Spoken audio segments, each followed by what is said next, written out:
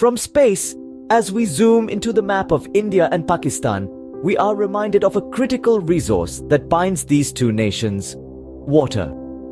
In the heart of South Asia, there flows a system of rivers more significant than just sources of water. They are veins of life, economy, and peace. These rivers, primarily the Indus River and its tributaries, have been the center of an agreement that has stood the test of time: the Indus Water Treaty. Signed in the year 1960, the Indus Water Treaty is a water-sharing agreement between India and Pakistan, brokered by the World Bank. This treaty has been instrumental in maintaining peace and cooperation between the two nations, even during times of conflict. It ensures the uninterrupted flow of the Indus River system's waters, which are essential for agriculture, livelihood, and survival on both sides of the border. The treaty is divided between the eastern rivers, Beas, Ravi, and Sutlej, which are allocated to India, and the western rivers, Indus, Jhelum, and Chenab, which are for Pakistan. This agreement has not just been about water distribution. It's about building trust, fostering cooperation, and ensuring that the rivers continue to be a source of life and not conflict. However, like any agreement, the Indus Water Treaty has had its share of challenges. Over the years, there have been instances of disagreement and tension, but the treaty has proven to be resilient, with both sides managing to navigate through the issues, ensuring that the rivers continue to flow. But then, a significant event occurred in the year 2024 that sent ripples across the region. However, in 2024, the treaty's tranquility was disrupted when India halted the flow of the Raavi River. The year 2024 marked a significant shift in the water relations between India and Pakistan. This was the year when India decided to halt the flow of the Ravi River, a crucial water source that threads its way through both nations, under the framework of the Indus Water Treaty. But what led to this unprecedented decision? The reasons are multifaceted, intertwining political motivations, economic considerations, and environmental factors. On the political front, tensions between the two nations have been escalating over the years. The decision to halt the flow of the Ravi River can be seen as a strategic move by India, leveraging a vital resource to exert pressure in a complex geopolitical landscape. Economically speaking, India's rapidly growing population and expanding industrial sector have escalated the demand for water. By controlling the flow of the Ravi River, India aims to secure a larger share of water resources for irrigation, power generation, and other critical uses.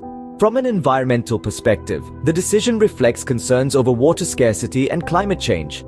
With the Himalayan glaciers, which feed the river, receding at an alarming rate, India is looking to conserve water resources for future generations. However, this action has far-reaching consequences. For Pakistan, a predominantly agrarian economy, the halt in the Ravi River flow could spell disaster, affecting agriculture, livestock, and livelihoods of millions.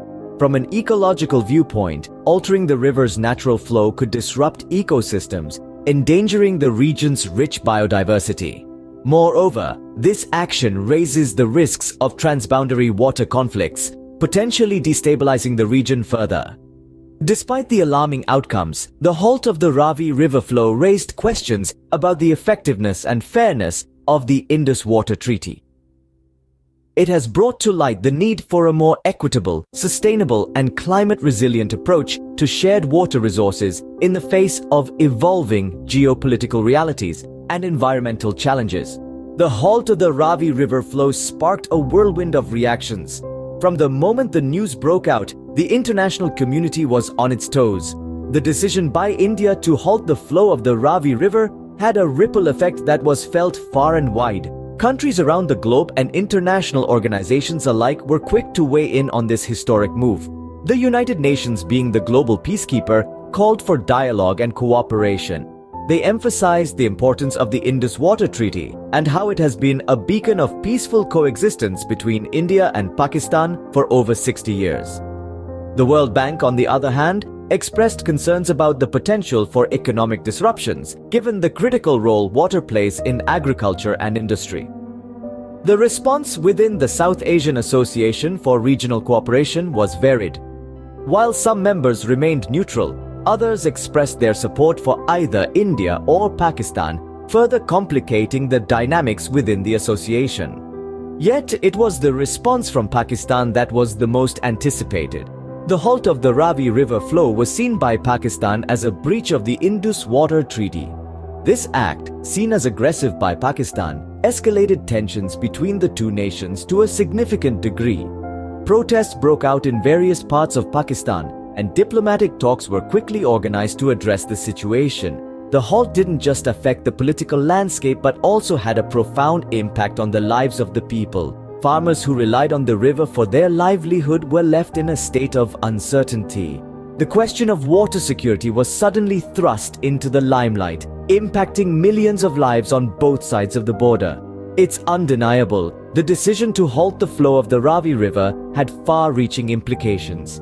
It wasn't just about a river or a treaty, it was about the lives and livelihoods of millions of people.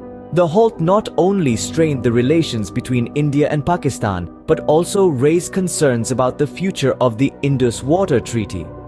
With the Ravi River's flow at a standstill, the future of the Indus Water Treaty hangs in the balance. As we navigate these uncharted waters, the possible outcomes for the treaty remain a topic of intense debate. On one hand, we could see a renegotiation of the existing treaty. This would involve both India and Pakistan returning to the negotiation table with the aim of finding a solution that reflects the changing realities of our times. The original treaty was signed in the early days of the Cold War, during a period of global tension and uncertainty. Today we face new challenges such as climate change and population growth, which necessitate a fresh look at how shared water resources are managed. On the other hand, we could see the development of a completely new treaty. This would not be an easy task, given the complex history and geopolitical tensions between the two nations. However, a new treaty could offer an opportunity to create a more equitable and sustainable framework for water sharing, one that takes into account the needs and rights of all stakeholders. Regardless of the path chosen, the importance of finding a solution cannot be overstated. The Indus River system is a lifeline for millions of people in both India and Pakistan, providing water for drinking, agriculture, and energy production. Any agreement must therefore ensure the fair and sustainable use of these shared resources. It should not only address the immediate issue of the Ravi River, but also provide a blueprint for the management of transboundary waters in an increasingly interconnected and resource-constrained world. The halt of the Ravi River flow is a wake-up call that emphasizes the need for a more comprehensive and equitable water-sharing agreement between India and Pakistan. The halt of the Ravi River flow is more than a mere disruption of water supply. It is a symbol, a representation of the intricate network of disputes and disagreements that have long characterized the relationship between India and Pakistan. We've journeyed through the history of the Indus Water Treaty, understanding its roots and its significance in the shared narrative of these two nations.